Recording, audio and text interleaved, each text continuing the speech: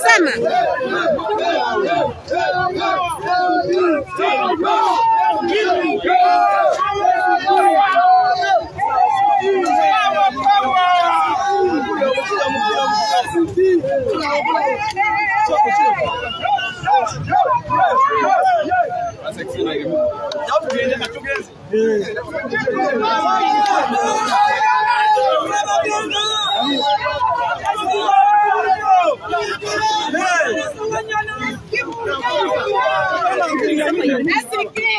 People power.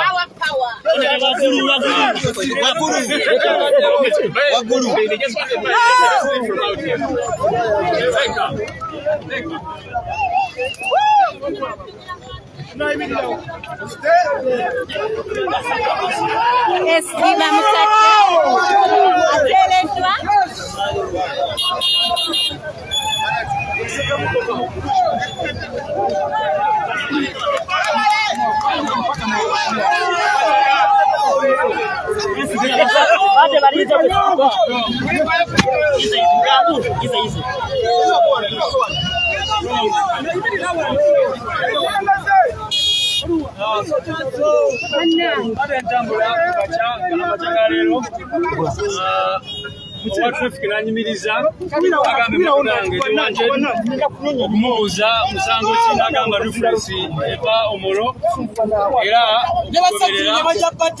ne baŋŋamba eventually nti twali omolo threatening violence omukyala wa electoral commission twali tumutambulirako abaali bagulirira abantu nga bwe mumanyi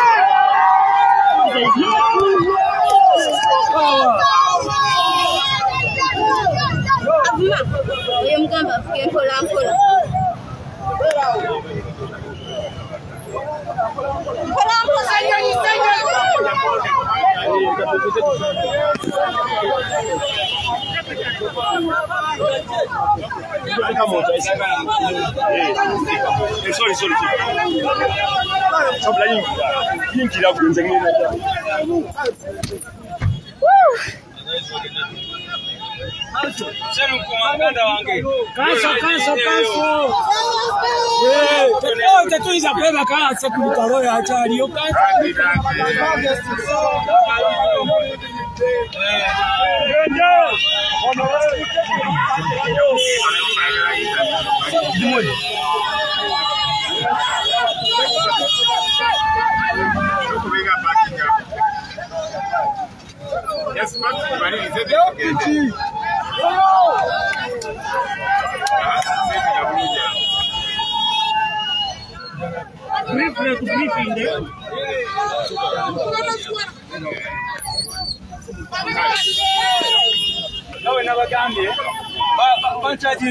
Threatening violence.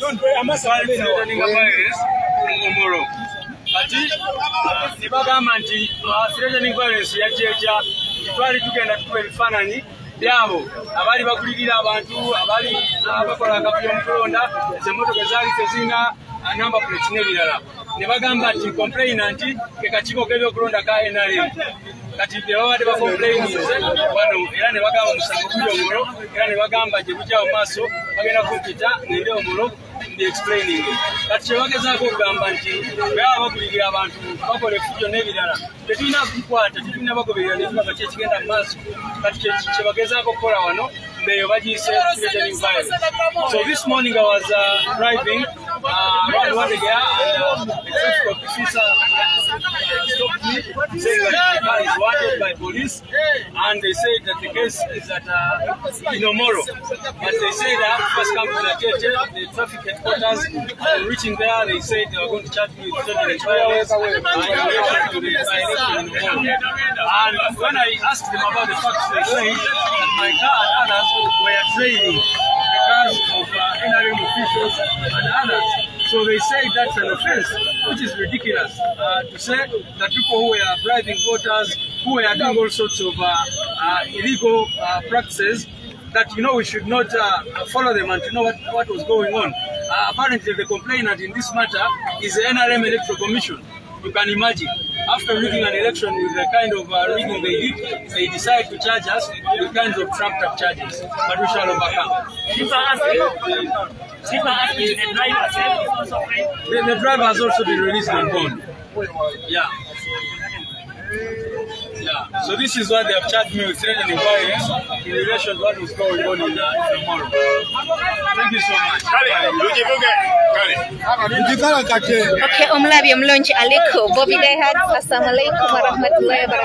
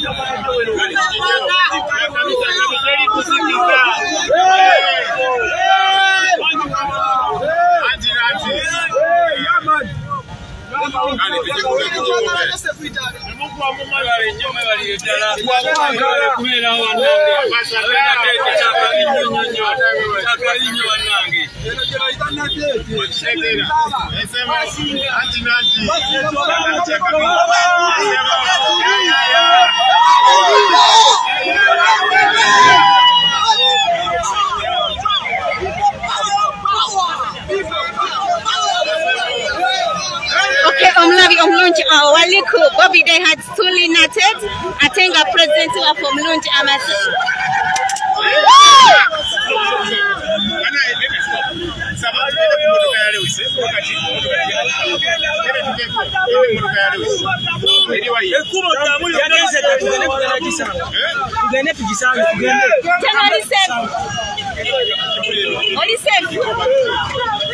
Okay, omulabi omulungi aliko Bobby Dayhad mwendi aliko Bobby Dayhad embela wetu weli situation wetu weli nga GSO afa mulungi Secretary General David Lewis Lubongoya amaze okutebwa abantu babadde ku police nga bakunganye nga bagamba nti we batamutana fete tuvano pressure badde ku police ye natete muganda wange nga balina okumutanga beyagalidde pressure ebadde ku police ye natete nabo benyini bagambya omusajja tumute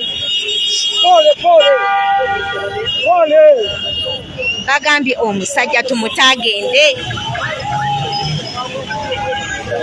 embeera bweti bweri ate nga tumuzaayo ku kitebe ekikulu mu Uganda yonna ekya National Unity Platform. Nobody say tewali afuga okujjako Robert Kyagulanyi Ssentamu era abantu bagambye nedda mukulu tuva wano ng'ateere Muganda nge pressure ebadde wali paper spray zifuuse paper spray tiyakasi afuuse tiyakasi ne bagamba tetujja malako. Jjukira mu byafaayo Muganda ng'ali ku Bobby Dayhad, jjukira mu byafaayo polisi ye natete yayokyebwakoko, polisi ye natete yayokyebwakoko era ku bigambo deputy spokesperson byagambye abasajja ba polisi abagambye mmwe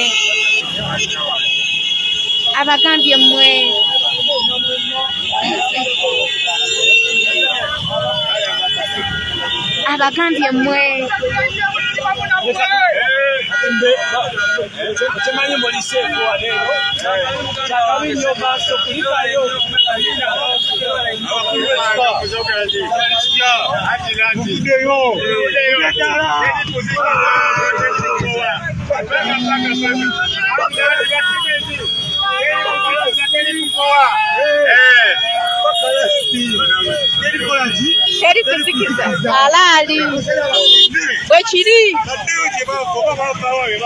baddeyo abantu bawubirako ku spokesperson w'ekibiina kusane GSO waffe.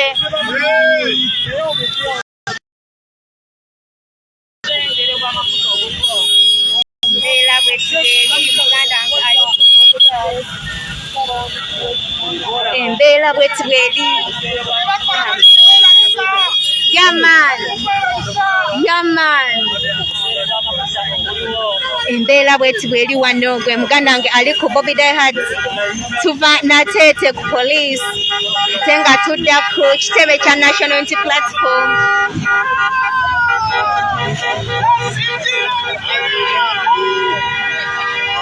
embeera bwetuberi muganda wange embeera bwetuberi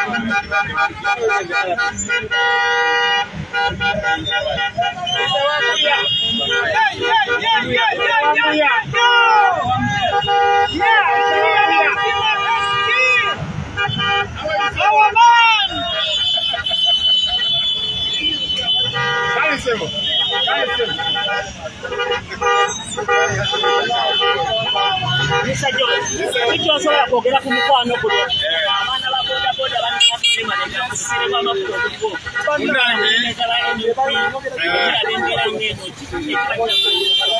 Bannayuganda era gyokula abavaayo ne beefumafumba musimanyiki abantu basabasigala nga bazikirizibwa basigala ku mulamwa abamu ne bwe banaavaamu nti ono simanya atuliddemu olukwe olisimanya bamukozera embeera tekino kino abantu gye balaga balaga obutalimba balaba nti nga mukulembeza abakinageza kuno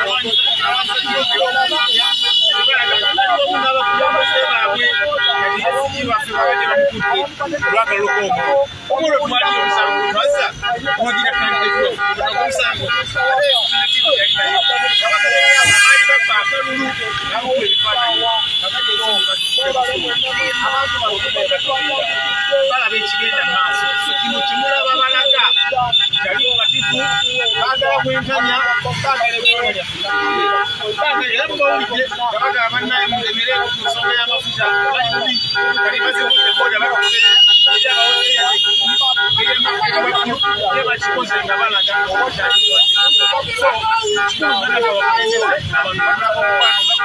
baba batugamba musigale mukulamwa mulemereko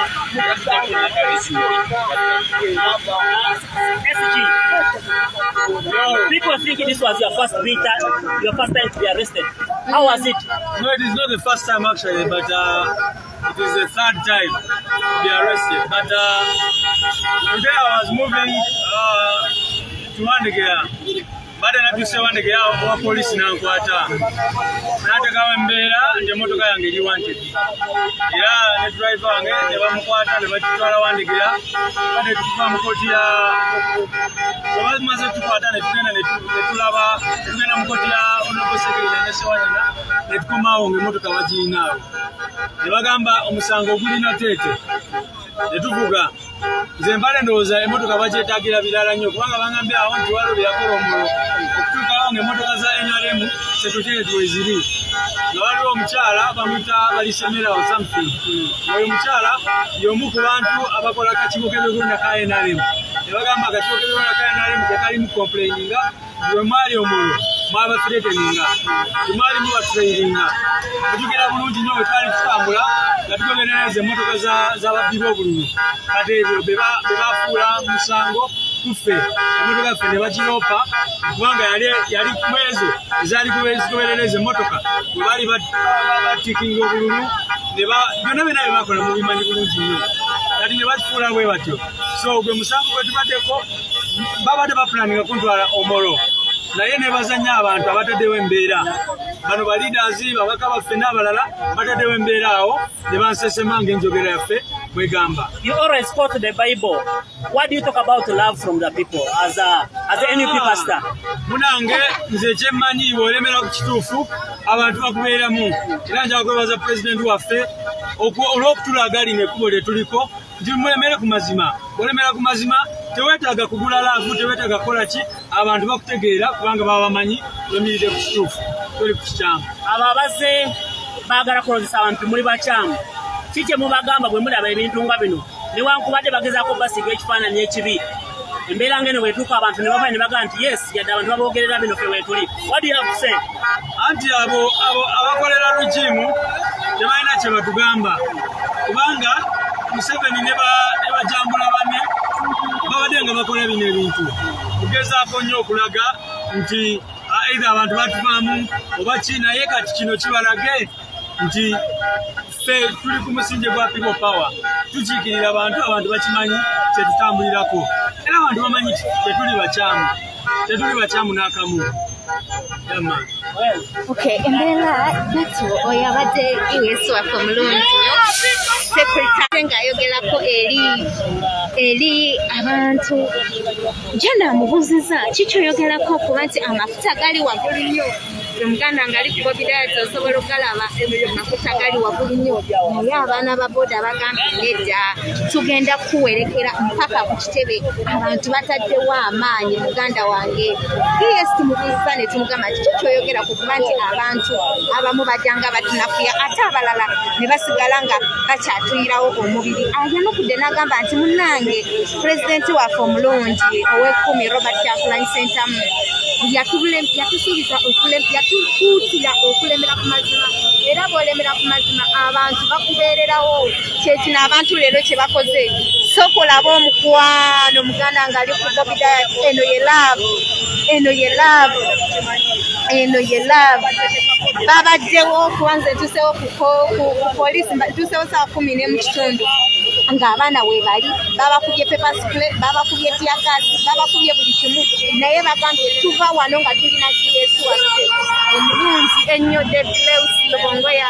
So kino kyolaba muganda wange ali ku bobidayati kuno gwe mukwano gwensobola obagamba kuno gwe mukwano gwembagamba buli kyonsi tebagugula kuno gwe mukwano mafuta gali waggulu tebabawadde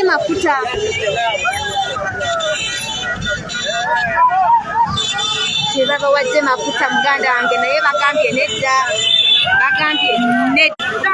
nedda tulina okubeerawo amafuta ga bbeeyi naye tugenda kutuusa sekutale geno mpaka ku kitebe tumala kukakasa nti sefu omanye abasajja be Uganda bazibu nnyo abasirikale be Uganda bazibu nnyo basobola okukuta ate ne bakukwata so kati bagambye nedda ssebo tulina okubeerawo paka nga bamutaka abaana basanyuka osobola okulaba basanyuku nnyo mwabawooza nti abantu bagwamu amaanyi muganda wange nze nkyerabiddeko ku poliisi ya Nateete abantu babaddewo okuva ssaawa 10 zentukiddeko ate nga mbasanzeewo naye babaddewo mpaka ssaawa 1 ey'ekiro nga bakyaliwo ate ne bagamba katuteeke amafuta mu piiki zaffe tumuwerekere mpaka ate watuuka ku kitebe ekikulu ekya National Unity Platform kwe ali ku bobidayati nkwebaza okuba nti ati okugoberera peegi yaffe eno baali bagikwatamuko omwana yapostinga accident so ne bagikwatamu simanyi banaagitagi tetukyali active bulungi naye mwe abasigadde nga mutugoberera buli wetubeera mwebale nnyo mwebalire ddala.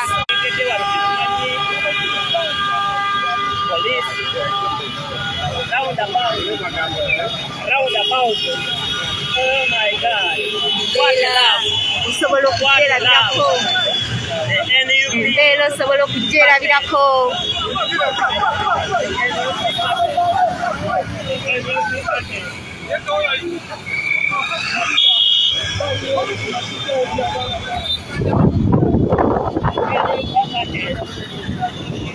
People power and the international platform. You can masquerade, you can do whatever you want. This is what they talk about. People power movement. What about this? Robert Kyagulanyi Ssentamu,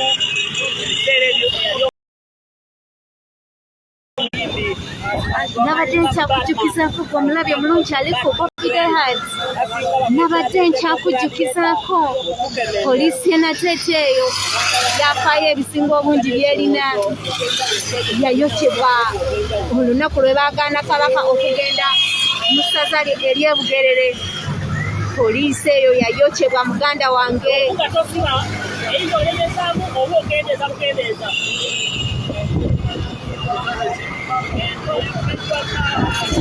Ssaabasajja Kabaka we yali agenda e Bugerere mbadde nkyakugamba gwe omulabi omulungi owa Bobi Dayhard. Poliisi ye Natete yayokyebwa. Byebigambo ebifite spokesperson Alex Waisamufumbiro byagambye abapoliisi be Natete. N'abagamba temumanyi kye muliko. N'abagamba temumanyi kye muliko. Ono tumutwala leero oba poliisi okugiddamu. Nyabo abagambye temumanyi kye muliko. Ono mumutuwa leero oba poliisi okugiddamu. Olwo nno we bawulidde ebyo ne bagamba nedda. Ate omusajja babadde bakimanyi bulungi talina musango. Ne bamugamba mugende ate mbu ajja kuddayo yeyanjule emolo. Omusango gwe bamuvunaana kusasula bantu balonde otiri. Kusasula bantu naye abasajja ba NRM tebaswala. Tugenda kamokya ne gezi. Secretary General David Lewis Lubongoya ateereddwa okuva ku poliisi Natete olw'oluvannyuma lw'okumukwata okuva yava mu kutengejja mu kkooti ya Honorable Segirinyamu ababaddeko ku makyamu atulabye. Twabadde mu kkooti ne bamukwata ne bakwata driver we nga bavunaana mbu emmotoka erina emisango. So ne bakwata driver ye najja mu kkooti. Era bwe tumaze okuva mu kkooti najja alabe driver we kosa n'emmotoka ye. Ate bamukutte bukwasi ne bamugamba nti munnange waza emisango emoro. Emisango gye bamutaddeko mbu yazza emisango emoro. Nyongera okubajjukiza kwe tuli nnyo ku YouTube channel bagiyita Bobi Dayhard gye ogendayo ko muganda wange bu video obumu bubeerayo olumala okukwata wanate gye mbusa. So ogendayo nayo noba nga ate otufollowinga mpola mpola.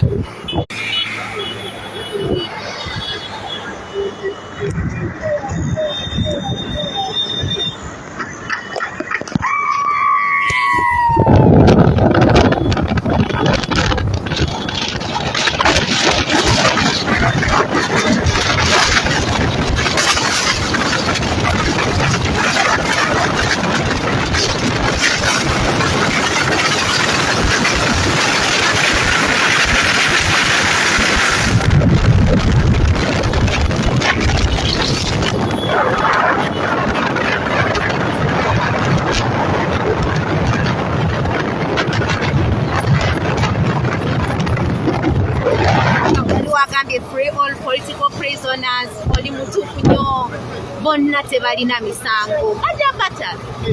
Bajja bata muganda wange. It's all about time. Kye tulina omanya nti tebalina misango. So balina okubata. Bajja kubasesema. Ababaddeyo mu kkooti mulabye abasajja nga bavuya olunaku lwaleero Honorable Sewanyana nekosa ne Honorable Segirinya Muhammad baleeteddwa mu kkooti naye abasajja muganda wange ababaddeko ku live tijjako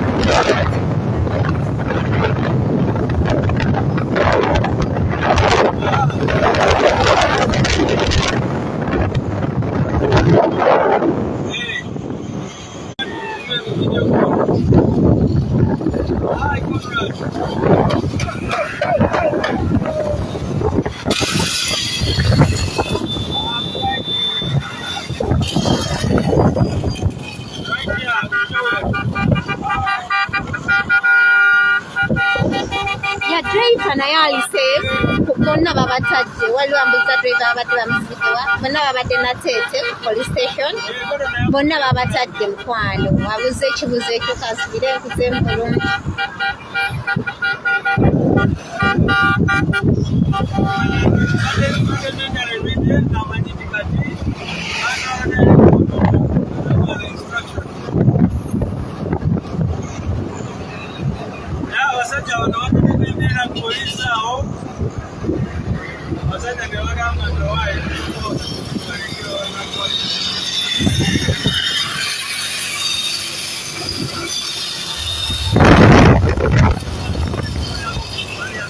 waliwo ambuziza nti kati muddawa tujja ku kitebe ekikulu ekya National Unity Platform ekamokya era nga wenjogerera tutuuse Kaleere.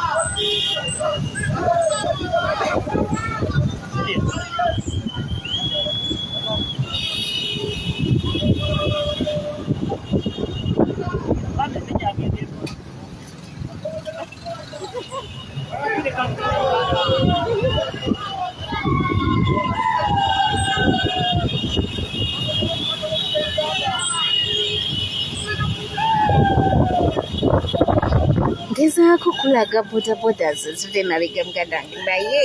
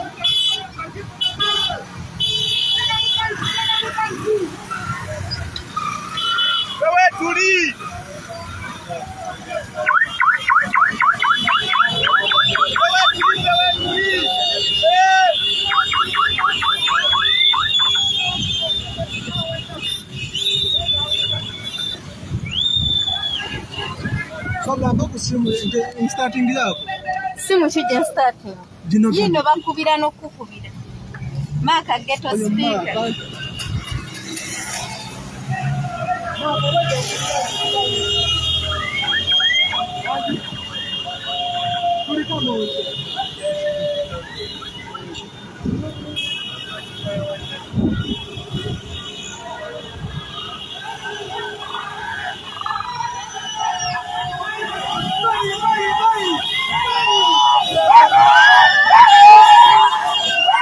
Sini ya mhajapo.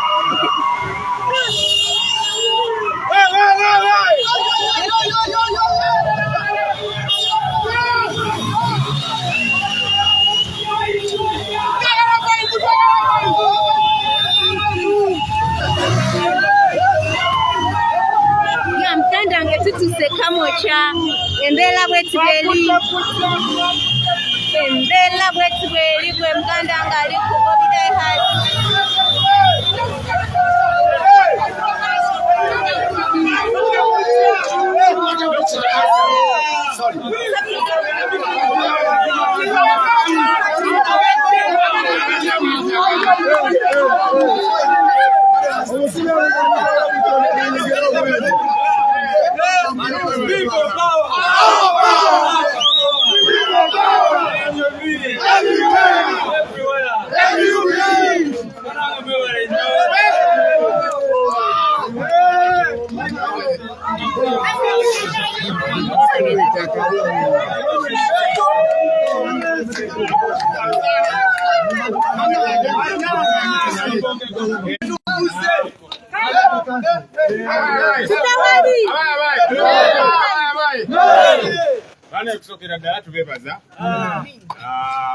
olw'okutubeererawo olw'okubeererawo SG waffe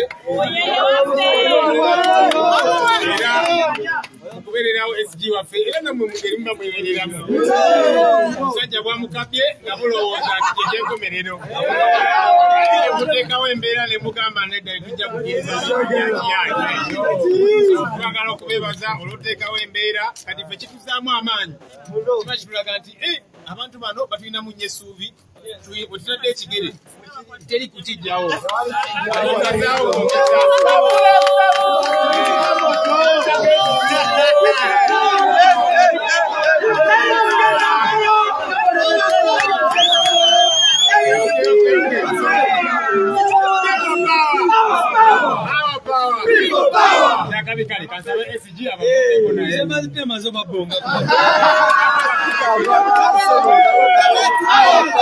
Our power. People power. NUP.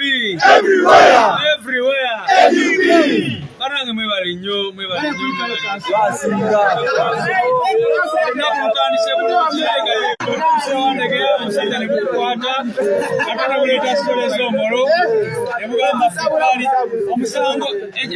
Musango guno mutwali tugoberera ba NRM katuba kube bifaananyi abali babba obululu you can imagine era nasanzeyo omukazi ng'akola kakiiko k'ebyokulonda ka NRM yabadde complainant mwali kutugoberera ne mututhreateninga threatening violence nti twali tubagoberera nga tukuba ebifaananyi byabwe biki nga tubipostinga ku social media tebaagala bategeeza tujja kugenda mu maaso n'obalabisa mwebale nnyo wanga okutulaga omukwano ab'enatete tubeebaza nnyo tuse wali epulaani yaabwe yakuntwala omolo nono naye ate bwe mutetewo embeera ne muteekawo embeera n'ababaka ne bajja ne bagamba kino tetugenda kisobola ne batusesema mwebale nnyo mwewalire ddala era nebaza mwenna abakoze eziposti pulezidenti waffe salute n'abakulembeze bonna mwebale nnyo bambi mwewalire ddala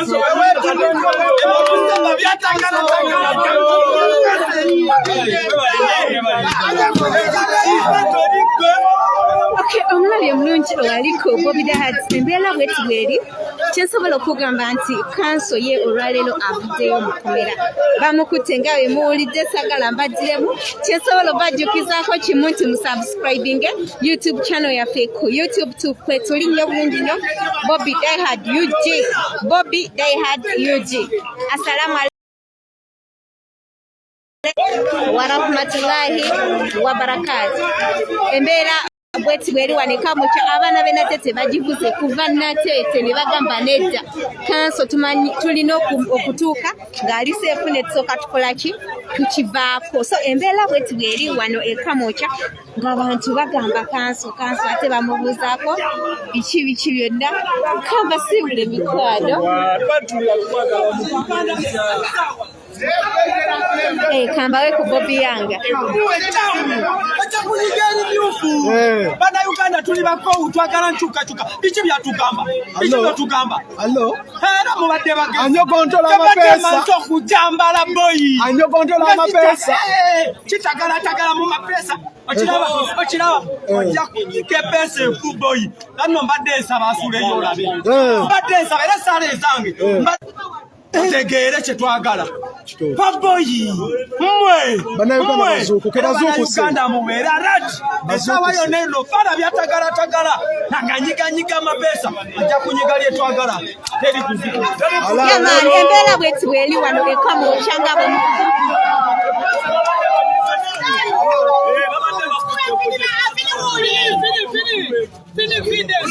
embeera bweti bweri gwe muganda ngaali ku Bobby Hats tuli wano ekamocha ku national unity platform nakugambye GS natusewo sawa 11 yes ono bamuyita MP Rubaga South lwakuba yatyamuko naye ye musajja asookedde ddala okutuuka ku poliisi sebo obaako kyogamba abalabi ba Bobby Hats yeah so tutuuse ku police nga police ina trump charges against our SG of course zibadde mu area ndi mu Rubaga nga nza ino soko kuteekawo embeera tugenze mbere tugiteekawo obukulembeze tumulina Secretary General. We want to thank everyone that came around, abakulembeze baffe, aba foot soldiers, n'amawulire baffe, ne baloya b'ekibiina, ne baloya baffe nti beebale kutuyambako okulanga esiyavayo. Omusajja bamusese emyenge n'aba ziyitiridde. Bawulire nti batukubye pepper spray. Batukubye pepper spray tunaaba Sprite mu maaso. Naye nga tetubuulira. Ya embeera wetu weli wano ku kitebe naye munzikirize mbasiibule. Assalamu alaikum wa rahmatullahi wa barakatuh. Bye bye. Good night.